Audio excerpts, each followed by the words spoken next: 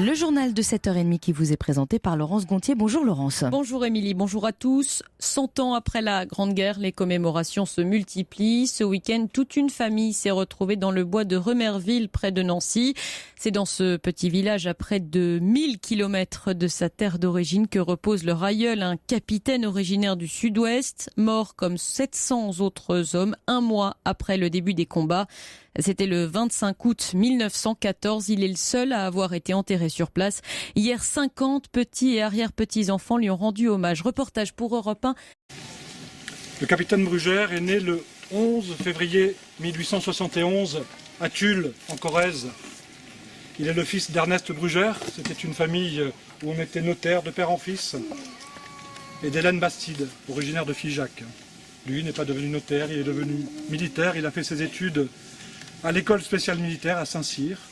Il a participé à une campagne en Chine et puis il est devenu lieutenant en octobre 1896 et capitaine le 24 mars 1905.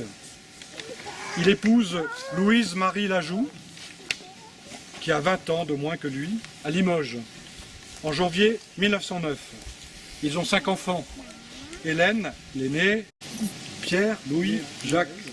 Et le 5e, il naîtra après la mort de son père, qui ne sait pas que sa femme attend un enfant. Il s'appellera Henri. Le Malval, mon chéri. Ma chérie, Hier a été une bonne journée pour moi. c'était la première fois que j'avais de vos nouvelles. Ta mère a été très prise par la batteuse. Donne-moi beaucoup de renseignements sur ce que vous faites. Je t'ai écrit bien souvent pour te donner des nouvelles des enfants. Si tu fais partie du 21e corps d'armée ou du 6e. Je te raconterai tout ça après la campagne. Depuis hier, nous avons de l'eau, à la suite d'un orage. Tu me demandes bien des détails, mon ami, mais cette lettre t'arrivera-t-elle? Et j'en ai tant écrit qui ont dû être mis au rebut. Les dépêches d'hier et d'aujourd'hui nous annoncent que la grande bataille est commencée. Ces forces ennemies si nombreuses en face de nos armées me font trembler.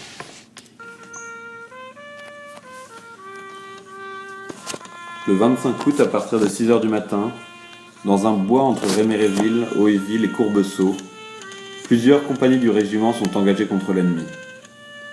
Le journal de marche du 360e régiment relate, édulcore un combat qui est en vérité féroce. Henri, d'abord blessé à la jambe, est ensuite atteint à la tête par un éclat d'obus. Il meurt au pied du chêne sur lequel il s'était appuyé.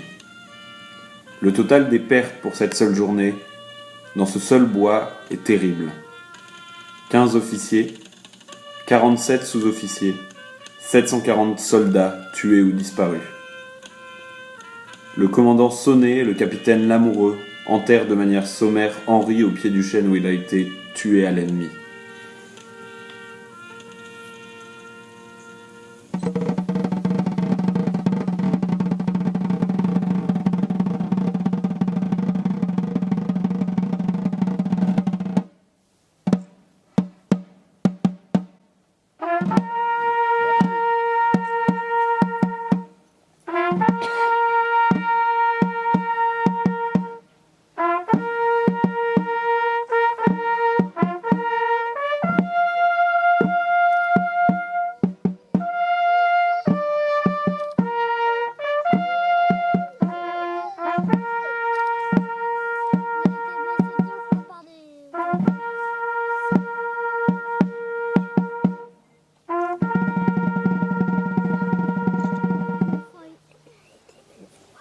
Depuis le 25 août 14, retrouvé le 3 février 15, le corps d'Henri repose ici, dans ce bois de chêne.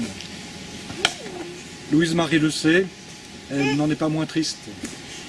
Le 11 avril 1915 naîtra posthume Henri.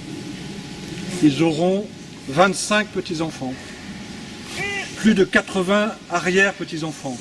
Et la 5e génération est là, nombreuse déjà. La vie l'emporte sur la mort. Depuis le 25 août 14, la famille Berlet et ses descendants et ses successeurs accueillent sur sa terre la sépulture d'Henri, venu de Corrèze. Depuis 100 ans, les habitants ici de Réméréville, Hauteville, Courbeseau entretiennent la tombe du capitaine de là-bas. Et 100 ans après, nous voici tous réunis autour de sa tombe. pour faire mémoire. Mémoire ensemble d'une guerre dont on se demande toujours aujourd'hui pourquoi elle a été déclenchée. Mémoire d'une guerre qui dit la folie des hommes quand la haine l'emporte.